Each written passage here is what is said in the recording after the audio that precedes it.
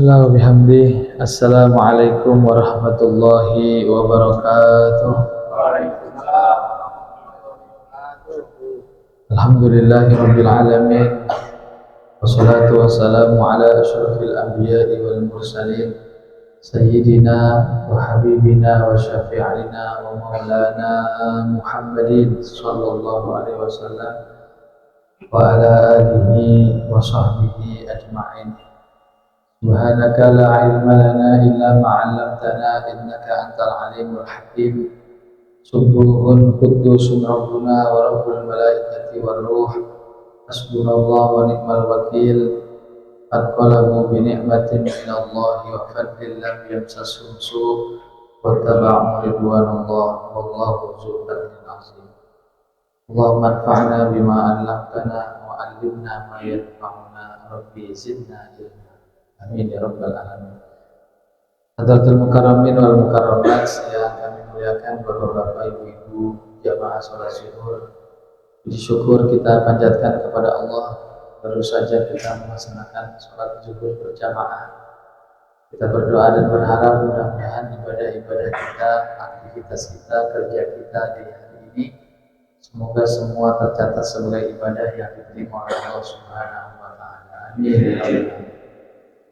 Izinkan saya mengawali silaturahim kita pada siang hari ini mengucapkan selamat Tahun Baru Islam 1445 Hijriah. Mudah-mudahan tahun ini menjadi tahun yang lebih baik buat kita semua. Amin ya rabbal alamin. Bapak Ibu jamaah yang dimuliakan Allah, Islam sebagai agama yang sempurna, di mana Allah menjanjikan kemenangan bagi orang-orang yang beriman. Dalam Al-Quran Allah berkata, qad aflahal mu'minun, sungguh beruntung, sungguh menang orang-orang yang beriman. Tentu hari ini kita punya cita-cita, kita punya harapan. Tahun baru ini, tahun 1445 ini, mudah-mudahan menjadi tahun kemenangan buat kita semua. Amin ya rabbal alamin. Namun kita harus menyadari bahwa sesungguhnya kemenangan, kemuliaan itu milik Allah, milik Rasulullah SAW. Karenanya memahami kemenangan, kesuksesan itu dari sudut pandang keimanan ini menjadi penting. Ya, bagaimana? Karena bagi orang-orang yang beriman tidak ada kebahagiaan yang paling indah melebihi daripada indahnya hidup, bisa menjalani kehidupan ini sesuai dengan apa yang dikehendaki oleh Allah dan Rasulnya. Dan inilah yang jadi cita-cita kita sepanjang kita ibadah hidup. Inna sholati wa nusuki wa mahyaya wa mamati lillahi rabbil alamin. Oleh karena itu penting sekali bagi kita, Bapak Ibu sekalian, untuk selalu mengevaluasi diri, mengukur, ya. Sebab kalau kita bicara sukses dunia, selalu ada istilah di atas langit ada langit.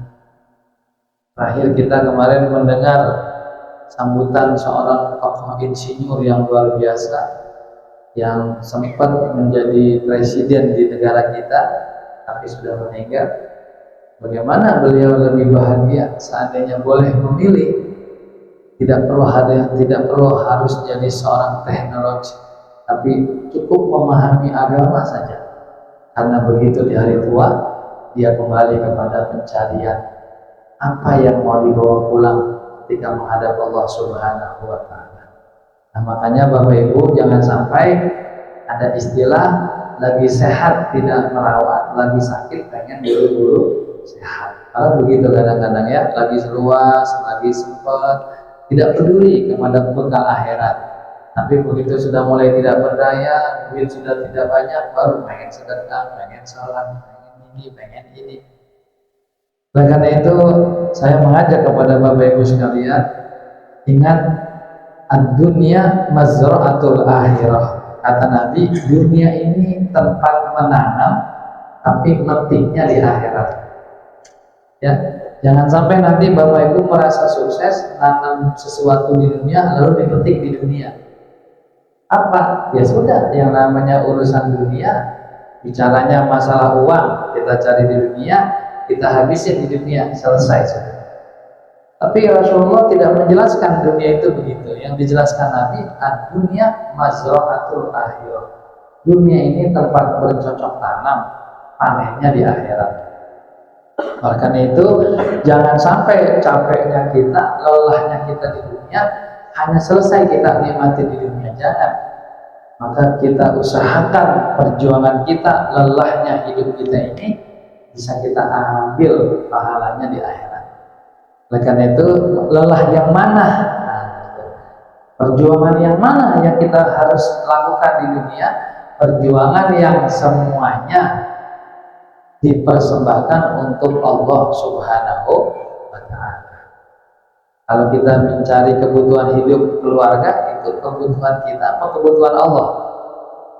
Hah? Kebutuhan kita, variasi ya. Padahal bagi orang yang beriman harus yakin bahwa kebutuhan kita itu sudah dijamin oleh Allah. Ini masalahnya kembali kepada iman. Sering kita mengatakan, saya orang beriman Ustaz, terus gimana tandanya? Ya saya salah. Iman itu ada 3 cirinya, diucapkan di lisan, diyakini di hati, dan dikerjakan dalam perbuatan.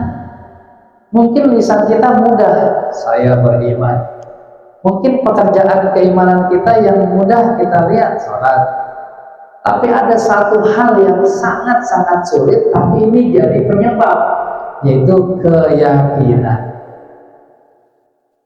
Jangan-jangan kita salat ini juga hati kita nggak menemui Allah. Nah ini kita takut. Kita baca bismillah, tapi kita nggak meyakini bahwa Allah membersamai kita. Bu, Pak, pernah nggak tiba-tiba kita keluar rumah, dompet kita yang isinya uang nggak kebawa? Pernah ya? Meskipun kita keluarnya baca bismillahirrahmanirrahim, gelisah enggak duit nggak kebawa? Gelisah juga. Duh, gimana nih? Bagaimana nih? Coba ketika suatu peristiwa terjadi di luar nalar kita, coba saat itu gunakan kesempatan untuk meyakini adanya Allah. Contoh seperti sekarang saya coba berbagi. Saya sedang membangun pesantren. Tukangnya 8 orang. Bapak bisa kalkulasi dong, kalau 8 orang tuh per minggu berapa biayanya. Kadang di hari Jumat saya nggak punya uang sekali, 0 sekali.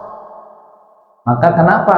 Disitulah saya lagi melatih meyakini. Malam Sabtu saya berdoa, ya Allah, tunjukkan kehebatanmu. Besok ini orangnya kerja buat bangun pesantren harus pulang bawa uang. Saya mohon dengan sungguh-sungguh. Uji coba, bener nggak Allah jawab pertanyaan kita? Kita kan mengandalkan uang, ya kan? Kita mengandalkan teman, kita belum mengandalkan Allah. Makanya ketika bicara rezeki kita dijamin sama Allah, kita masih capek nyari rezeki, padahal Allah sudah jamin. Jadi begini contohnya nih Bapak Ibu, kita bertetangga, tetangga kita orangnya baik, dia punya pohon mangga berbuah. Terus kita bilang sama dia, waduh mangganya banyak nih, mau dong? Kata yang punya mangga, ya udah ntar kalau makan saya bagi. Kan dijamin tuh tetangganya baik, buahnya kelihatan.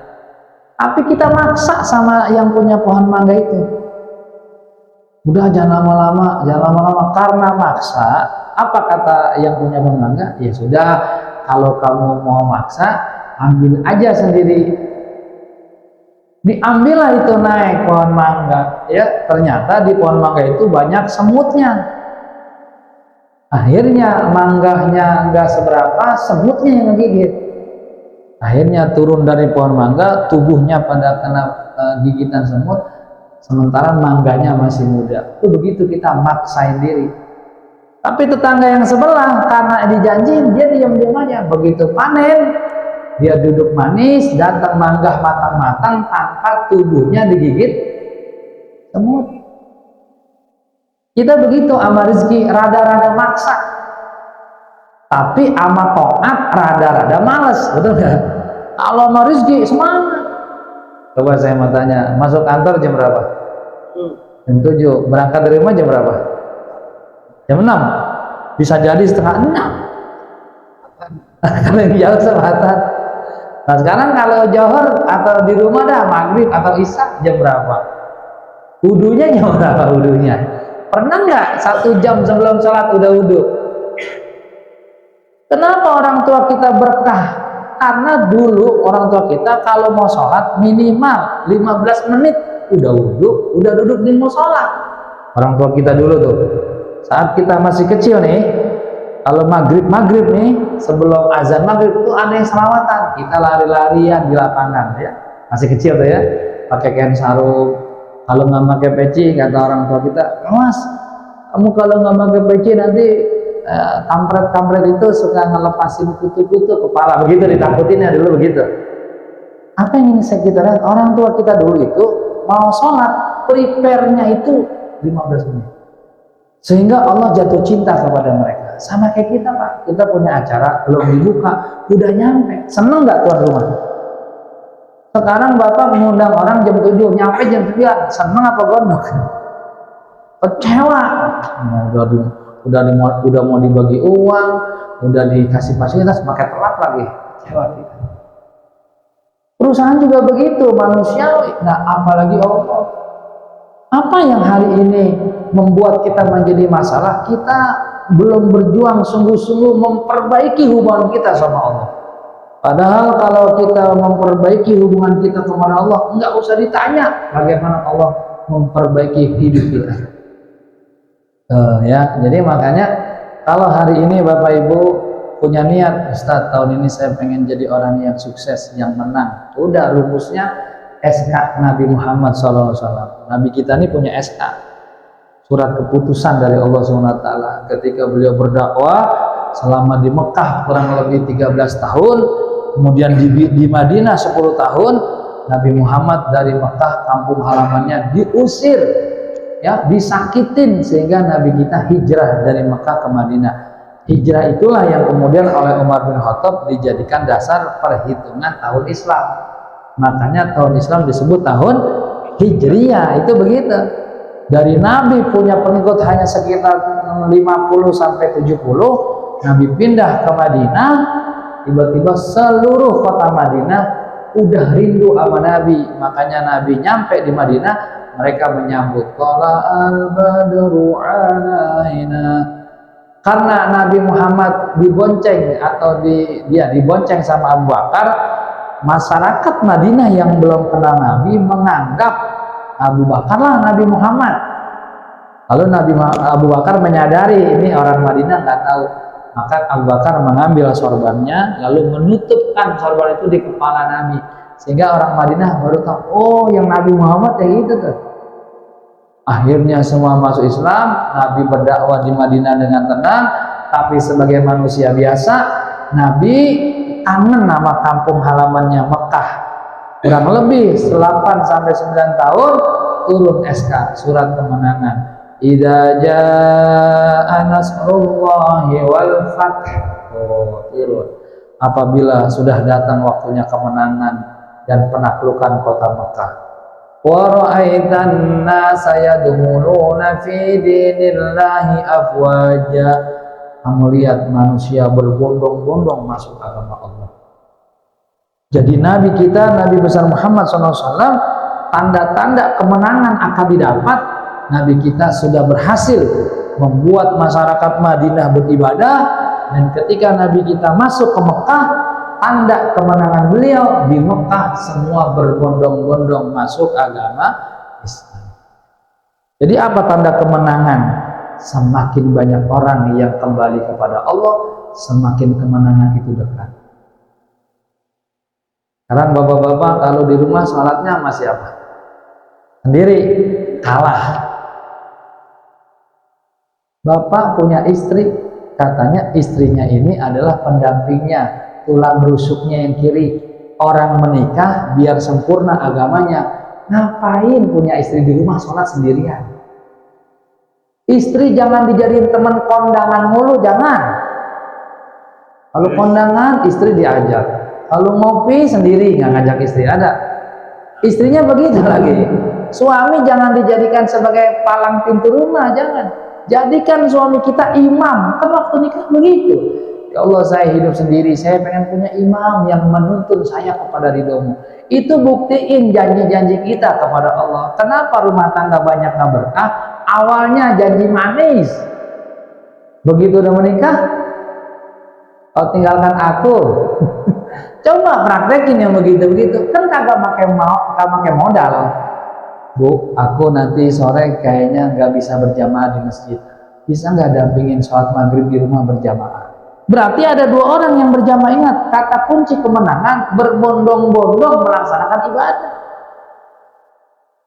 Kalau ada Bapak Ibu tahun ini punya rencana pengen sukses, pengen menang, sering-sering datang ke komunitas orang banyak yang ibadah. Udah tanda kemenangan makin dekat.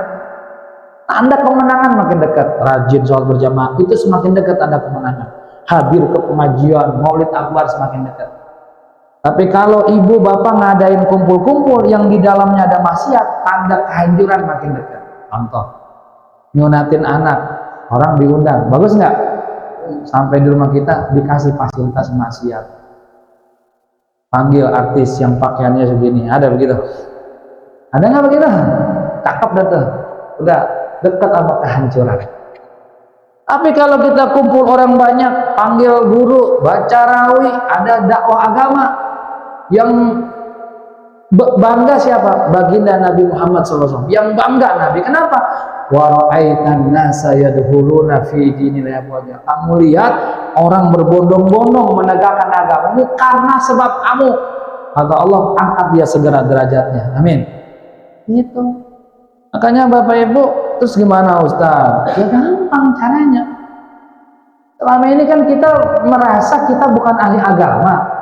Kita mau orang biasa. Kalau yang ahli agama tuh kiai. Bukan, agama ini diturunkan oleh Allah buat hambanya. Siapapun hambanya, kalau dia benar beragamanya, dikasih kemenangan sama Allah. Amin. Iya, jadi jangan merasa. Dulu ada Pak, orangnya Masya Allah ya, ini orang ini dikasih kemenangan tapi susah meninggal. Ini gara-gara cuma satu nih, dia mengenal Allah lewat cinta, lewat takut. Kita kan sholat kita ini belum kenal takut, belum kenal cinta. Kita sholat sekedar melaksanakan kewajiban. Nah kita latih tuh lewat berjamaah. Pernah Sayyidina Umar memacu kudanya sampai nyari ke beberapa daerah lantaran dia ketinggalan sholat berjamaah. Sebegitu ruginya. Ada satu orang tabiin, pagi harinya dilihat mukanya pucat pasi kuning, ya sampai siang, sampai jam 11, sampai muridnya, tetangganya semua bertanya, kamu kenapa sedih banget? Kenapa suntuk bener? Emang ada keluarga yang meninggal? Enggak. Emang ada hartamu yang hilang? Enggak. Emang ada anakmu yang sakit? Enggak. Terus kenapa ini muka sampai kayak begini sedihnya, larutnya? Ada apa? Gara-gara tadi subuh saya kagak sempat berjamaah. Tuh, orang dulu rugi banget nggak berjamaah. Kita mah jelas-jelas ada orang jalan mau ke masjid, kita ngejar apa santai di rumah? Santai. Ya bukan yang ini, bukan yang ini. Kalau ini udah bagus nih, sholat zuhurnya berjamaah. Amin. Udah, pokoknya kalau dia berjamaah itu tanda-tanda kemenangan makin dekat. Amin ya Rabbal. Nanti Bapak Ibu tumbuhnya di hati. Kalau orang sudah dekat kepada Allah, Masya Allah, Allah malu kalau dia berdoa ditolak. Allah malu. Makanya waktu seorang wanita yang meminumkan anjing, ya ada wanita pelacur yang minum anjing, terus Allah bilang sama malaikat, hai malaikat, tolong itu hapus semua kesalahan-kesalahannya. Kata malaikat, udah kebanyakan catatannya masa dihapus? Apa kata Allah? Saya malu, dia punya sifat penyayang, sementara aku maha pengasih, maha penyayang. Udah hapusin aja. Allah begitu kalau udah sayangnya. Maka Bapak Ibu yang dirahmati Allah Subhanahu wa taala, itu ayat kita baca tuh SK-nya. Apabila telah datang kemenangan dan pertolongan, kamu melihat manusia berbondong-bondong masuk agama Islam. Ayat terakhir, fasabbih bihamdi rabbika wastaghfirhu innahu kana tawwaba. Katanya apa? Hai Muhammad, bertasbihlah kamu kepada Allah dan beristighfarlah, sesungguhnya Allah Maha menerima taubat. Pertanyaannya, Nabi Muhammad berbuat dosa enggak? Enggak. Sehari Nabi Muhammad istighfar berapa kali? 100. Kalau kita berbuat dosa enggak? Bukan iyalah, tiap hari bertambah-tambah. Istighfarnya ada nggak 100 hari? Belum ya, belum. Adanya 3. Astagfirullahaladzim itu ya. Habis sholat itu kalau berjamaah. Kalau nggak berjamaah kan belum langsung. Nah, maka Bapak Ibu sekalian, tanda kemenangan kita di tahun ini yang tadi pertama sering berjamaah, yang kedua adalah jangan biarkan dalam 1 minggu kita berdiam diri tanpa berzikir. Ya. Duduk sesekali di malam tertentu, Bapak Ibu masing-masing niatin. Pamannya masing-masing kan masih ingat nih hari lahirnya hari apa. Nah coba hari lahirnya apa? Oh saya Ustaz hari Senin, berarti malam Senin coba duduk, nggak usah lama-lama, 1 jam pegang tasbih, hadiahkan dulu ibu kita, hadiahkan bapak kita yang telah menjadi sebab Allah ciptakan kita. Kemudian kita tawasul kepada Rasulullah, kemudian kita baca tuh zikir-zikir yang nyaman, apa hasbunallah wa ni'mal wakil, doanya Nabi Ibrahim yang ketika dibakar oleh Raja Namrud tiba-tiba api menjadi dingin. Bagaimana? Ya mungkin Bapak Ibu ada punya persoalan yang tidak mampu menghadapinya, udah hasbunallah terus berjanjak. Atau kita baca doanya Nabi Yunus, la ilaha illa anta subhanaka inni kuntu, banyakin dibaca tabaruk sama Nabi Yunus. Nabi Yunus di dalam rahang ikan paus gitu ya, gelap nggak bisa keluar. Kita punya masalah yang otak kita mati, ini gimana caranya nih, masa iya sini, aduh pokoknya kan kita punya masalah tuh, deketin Allah lagi. Atau Nabi Adam doanya apa, Nabi Rabbana zolamna anfusana wa illam taghfirana. Atau yang lebih dasar doanya Ashabul Kahfi, punya urusan, pengen ngerjain urusan, kata Allah udah kamu mah jangan mikirin, tidur aja, tidur, ntar bangun tidur urusannya selesai. Mau begitu? Mau nggak? Pengen punya rumah, tidur aja, bangun rumah udah jadi. Mau? Itu ada di Ashabul Kahfi, kalau tidak salah ayat-ayat ke-7 atau ke-9. Nah masalahnya kita ini nggak pernah pakai fasilitas itu kan senjata-senjata yang terbukti, kunci-kunci yang udah terbukti. Kita kadang-kadang nggak baca, kadang-kadang bacanya juga kalau ada keperluan. Ingat, berdoa kepada Allah dengan tergesa-gesa ini tanda tidak diterima. Apa Ustaz tergesa-gesa? Yaitu waktu mau pengen baru doa. Jangan. Saya tanya Bapak Ibu, kalau anak kita bandel, kita berdoa nggak sama Allah? Ya Allah, jadikan anak saya anak yang baik. Tapi saat itu kita berdoanya tergesa-gesa. Maksudnya karena lagi bandel baru doain. Kata guru saya, orang yang doa begitu namanya tergesa-gesa, karena tertekan sama bandelnya baru didoain. Sama kayak kita punya saudara jarang datang, begitu ada kebutuhan baru datang. Kita ngomongnya gimana? Ada mau. Oh, ada maunya aja. Datang kemarin kemana aja. Nah kita begitu, kita berdoa tuh sering kali udah kepepet, udah terdesak. Jangan. Nih kayak begini nih bapak-bapak nih, bapaknya ada yang puasa, udah duduk-duduk baca istighfar. Nggak mesti nungguin bikin dosa baru istighfar, jangan. Saat kan kita nggak berdosa, kok habis sholat baca istighfar? Kan pernah nggak ditanya, kok habis sholat yang jelas-jelas ibadah kok ada istighfarnya? Istighfar itu bukan untuk orang yang berdosa.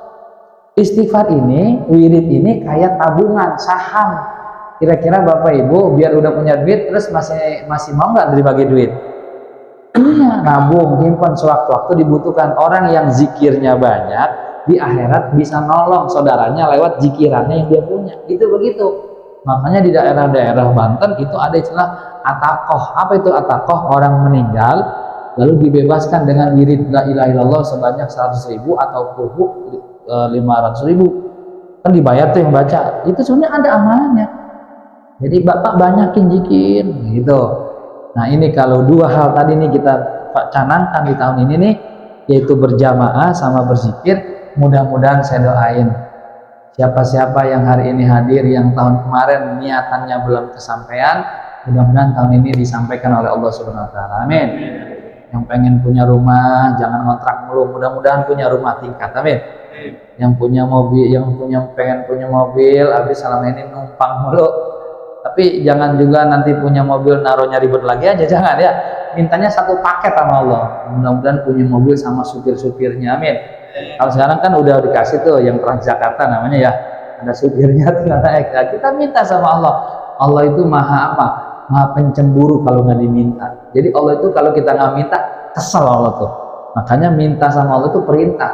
Mintalah kamu padaku, kata Allah ya. Oleh karena itu boleh nggak Ustaz banyak minta sama Allah? Allah senang diminta. Cuman yang penting sekali lagi jangan minta kepada Allah saat hati tergesa-gesa. Jangan. Ada tergesa-gesa ketika mepet baru mintanya. Dari jauh aja. Sekarang nih anak kita lagi nggak bandel, doain biar sehat. Ya rumah kita lagi nggak repot, doain biar manfaat. Itu jangan sampai nanti, aduh rumah kekecilan, anak banyak, kan tergesa-gesa kita. Ya oleh karena itu untuk melatih dua hal ini, tahun ini canangkan Bapak Ibu hadir sepekan sekali ke majelis ilmu atau majelis zikir. Bikin cari semua itu. Mudah-mudahan kalau itu terbangun di tahun ini, pasti janji Allah itu dekat buat orang-orang yang beriman. Karena apa? Karena Allah sudah siapkan di akhir zaman, kata Nabi, Islam ini akan kembali dibangkitkan, dijayakan, dimenangkan. Mudah-mudahan kita menjadi pelaku sejarah kemenangan Islam buat anak cucu kita di kemudian hari. Al-Fatihah. Auzubillahiminasyaitonirrajim. Bismillahirrahmanirrahim. Alhamdulillahirabbil alamin arrahmanir rahim maliki yaumiddin iyyaka na'budu wa iyyaka nasta'in.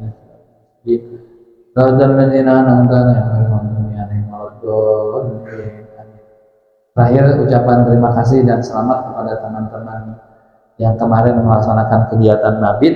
Ini sebuah kesempatan yang sangat langka dan barangkali inilah perjuangan kita. Kalau dunia banyak yang memberikan pelayanan, tapi kalau agama kita yang mencari. Oleh karena itu penting sekali bagi yang sudah ikut kemarin bisa berbagi. Sebab yang begini-begini kalau kita nggak latih, dia akan mati hati itu. Hati ini kan ibarat ladang, kalau kita nggak siramin dia akan menjadi gersang. Ya kalau badan, makanan gampang menyediain banyak. Kalau pengetahuan banyak, sekolahan di mana-mana. Kita kan ada tiga, ada badan begini nih. Ini makanannya apa? Ya kita tahu, makanan minuman. Yang kedua otak kita makanannya apa? Ilmu. Kalau orang berhenti belajar, otaknya mandul, otaknya nggak bergerak. Tapi pengetahuan gampang. Yang rada susah satu, yaitu hati. Apa makanan hati? Zikir. Karena akhlak itu datangnya bukan dari otak, akhlak itu datangnya dari hati. Ya, biar otaknya pinter, kalau hatinya jelek, banyak nggak orang pintar korupsi? Banyak ya. Karena itu hati inilah yang diperjuangkan sama Nabi. Innama bu'istu liutammima makarimal akhlak. Sesungguhnya aku diutus untuk menyempurnakan akhlak. Maka lewat kegiatan kayak kemarin tuh kita menata hati, ya kita zikir, kita muhasabah supaya pikiran kita, tenaga kita tunduk sama hati. Karena di hati inilah ada Allah, ada takwa. Kata Nabi, at-taqwa hahuna. Takwa itu adanya di sini. Kita kemarin salah. Orang harusnya takwa itu di sini. Tapi kemarin sempat viral sakitnya tuh di sini. Jadi tempat sakit, ya nggak boleh. Hati itu nggak boleh sakit, nggak boleh kecewa. Ya kita dulu kan sempat tuh sakit jenisnya berapa? Kata Nabi, at-taqwa hahuna. Takwa itu di sini. Nah kita jarang-jarang pakai itu. Ya mudah-mudahan tausiah awal tahun ini menjadi penyemangat buat kita semua. Terima kasih, mohon maaf. Wabillahi taufiq wal hidayah. Wassalamualaikum warahmatullahi wabarakatuh. Sallallahu alaihi wasallam.